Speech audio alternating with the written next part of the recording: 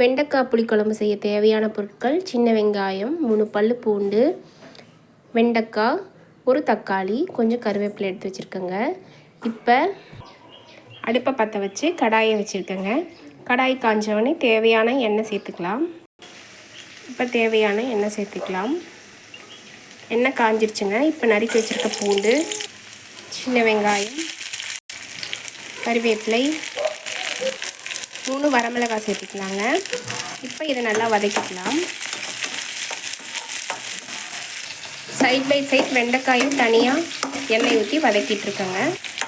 வெங்காயம் நல்லா வதங்கட்டும். வதங்கி முடிஞ்சதும் தக்காளி சேர்த்துக்கலாம். ஒரு லெமன் சைஸ் புளியை ஊற வச்சு வச்சுருக்கேங்க. இது வெங்காயம் வதங்கிருச்சு. இப்போ தக்காளி சேர்த்துக்கலாம். வதக்கிக்கலாங்க. தக்காளி வதங்கிறதுக்கு உப்பு சேர்த்துக்கலாம். கொஞ்சமாக கல்லுப்பு. தக்காளி எல்லாம் மசிஞ்சு வரட்டும். கொஞ்சமாக மஞ்சத்தூள், 3/4 ஸ்பூன் மிளகாய்த்தூள். இதை சேர்த்து நல்லா கலந்து விட்டுக்கலாங்க. அடுப்பு பார்த்திங்கன்னா சிம்மில் தான் இருக்குது.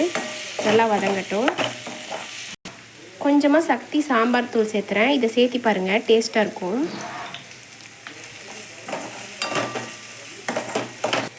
இப்போ நம்ம தனியாக வதக்கி வச்சுருந்தோம் இல்லைங்களா, அந்த வெண்டைக்காயையும் நான் சேர்த்துட்டேன். இதை நல்லா வதக்கிக்கலாம். நம்ம செல்லக்குட்டி வந்திருக்காங்க, பிஸ்கட் கொடுத்துடலாம். வாங்க நம்ம சமையலை பார்க்கலாம். வெண்டைக்காயோடு சேர்ந்து இது நல்லா வதங்கிருச்சுங்க. இப்போ தண்ணி ஊற்றிக்கலாம். கொஞ்சமாக தண்ணி சேர்த்துக்கலாங்க. காய் வேகிறதுக்கு தேவையான அளவு மட்டும். நல்லா வேகட்டுங்க, ஒரு 5 நிமிஷம். இப்போ பார்த்தீங்கன்னா வெண்டைக்காய் நல்லா வெந்துருச்சு. இப்போ நம்ம கரைச்சி வச்சுருக்க புளியும் சேர்த்துக்கலாம். புளி ஊற்றிக்கலாங்க. போதும், பார்த்துட்டு 10 லைனாக ஊற்றிக்கலாம். இப்போ இதோட சேர்ந்து நல்லா வேகட்டுங்க. இப்போ நம்ம கொஞ்சம் தேங்காய் அரைச்சிக்கலாம்.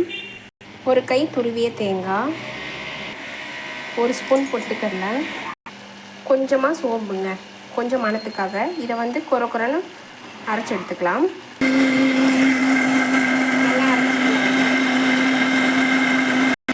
அரைச்சி எடுத்துட்டேங்க. இப்போ இந்த பேஸ்ட்டை இந்த இதில் ஊற்றிக்கலாம். கொஞ்சமாக தண்ணி கலந்து சேர்த்துக்கலாங்க. தண்ணி ஊற்றி நல்லா கலந்து விட்டேங்க. உப்பு மட்டும் லைட்டாக கம்மியாக இருக்குது, நம்ம சேர்த்துக்கலாம். கொஞ்சமாக உப்பு. கரைச்சி மிச்சம் வச்சுருந்தீங்க இல்லைங்களா, அந்த புளியையும் சேர்த்துக்கலாம். ஏன் இப்போ சேர்க்குறேன்னா, புளிப்பு ரொம்ப ஜாஸ்தி ஆகிட்டால் சாப்பிட முடியாது. அதனால தான். இது எண்ணெய் பிரிஞ்சு வர அளவும் நல்லா கொதிக்கட்டுங்க. நல்லா சிம்மில் வச்சுருங்க. இன்னும் நல்லா எண்ணெய் பிரிஞ்சு வரட்டும். கொஞ்ச நேரம் கழித்து பார்ப்போம். போதுங்க, நல்லா காஞ்சிருச்சு. இந்த டைமில் நம்ம ஆஃப் பண்ணிக்கலாம். வாங்க, சூப்பரான வெண்டைக்காய் குழம்பு சுட சுட சாதத்தோடு சாப்பிட்லாம். ப்ளீஸ் ஃப்ரெண்ட்ஸ், ஒரு டைம் செஞ்சு பாருங்கள். பிடிச்சிருந்தால் லைக் பண்ணுங்கள். தேங்க்யூ.